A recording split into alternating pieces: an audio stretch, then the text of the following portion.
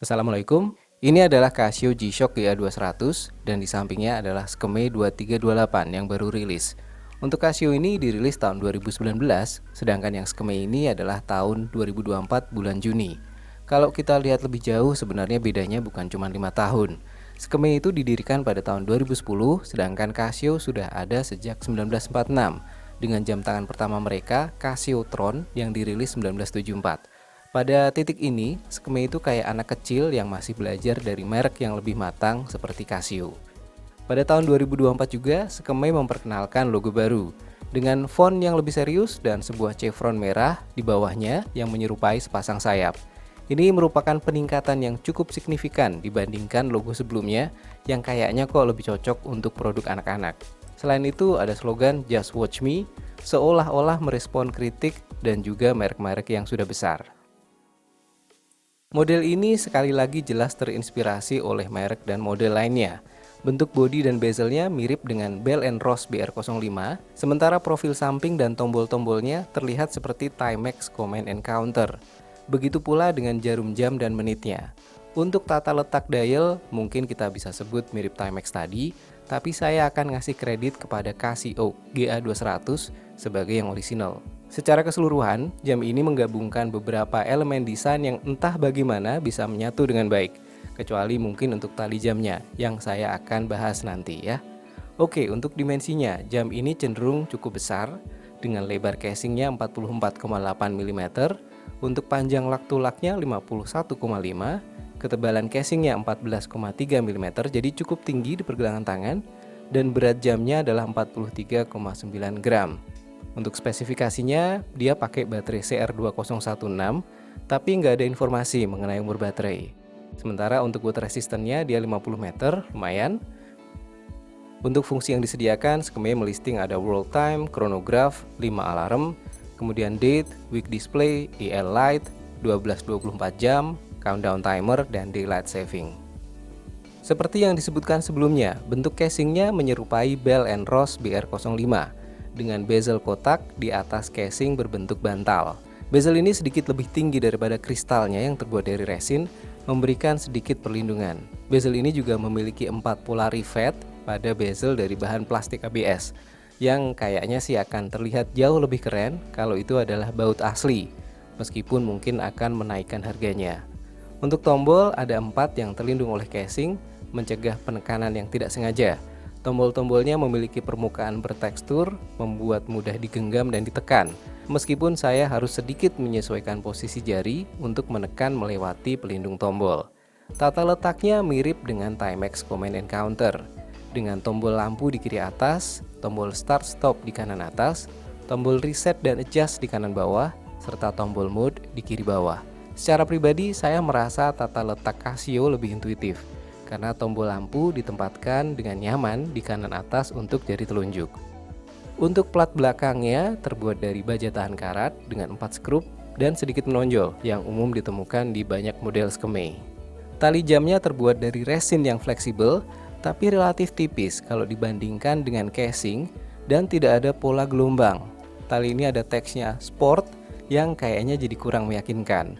Lebar lak penghubung adalah 18 mm dan menggunakan gesper stainless steel model generik.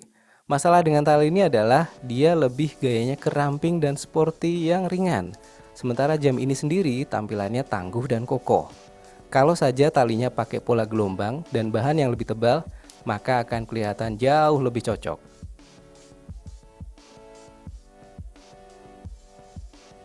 Catatan lainnya, kedua sisi tali ini panjangnya hampir sama. Sedangkan biasanya sisi gesper lebih pendek daripada sisi satunya supaya posisi gesper bisa lebih ke tengah pergelangan.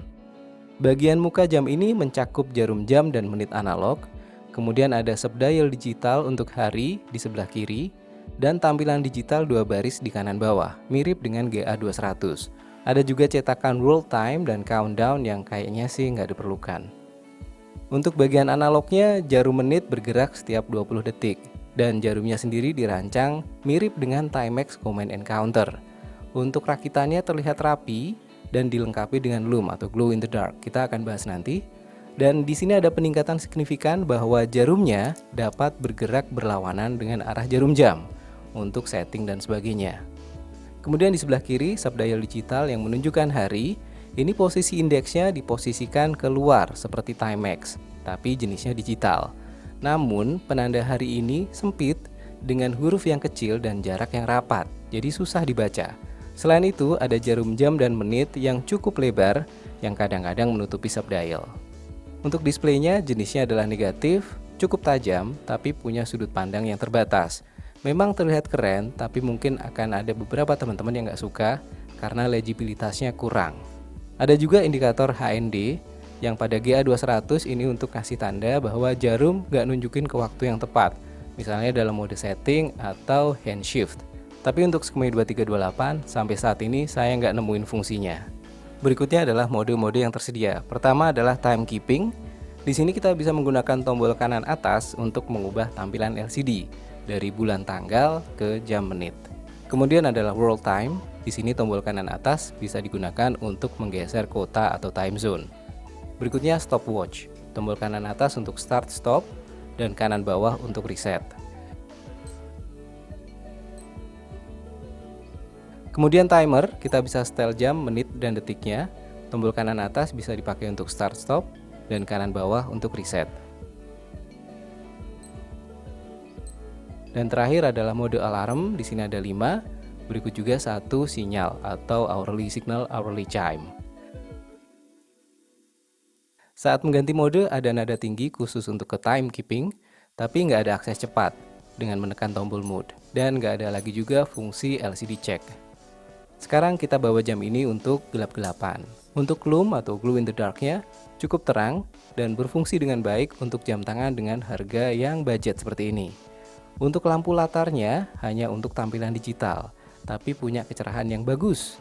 Gak ada lampu latar untuk bagian analog, tapi itu nggak masalah besar, karena untuk bagian digitalnya juga bisa menampilkan waktu. Untuk struktur menunya mirip dengan Casio GA200, tapi nggak ada LCD check dan juga nggak ada fitur akses cepat ke timekeeping. Dan tentu saja dengan posisi tombol yang berbeda.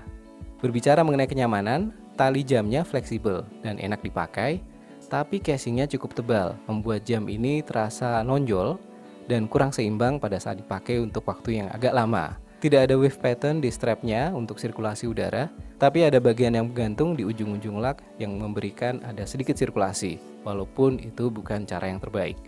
Sekarang kita bicara mengenai pros and cons atau kelebihan dan kekurangannya. Pertama, untuk kelebihannya adalah ini salah satu desain Skemei yang terbaik saat ini, kecuali talinya ya.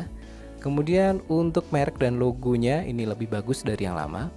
Kemudian harganya juga sangat kompetitif.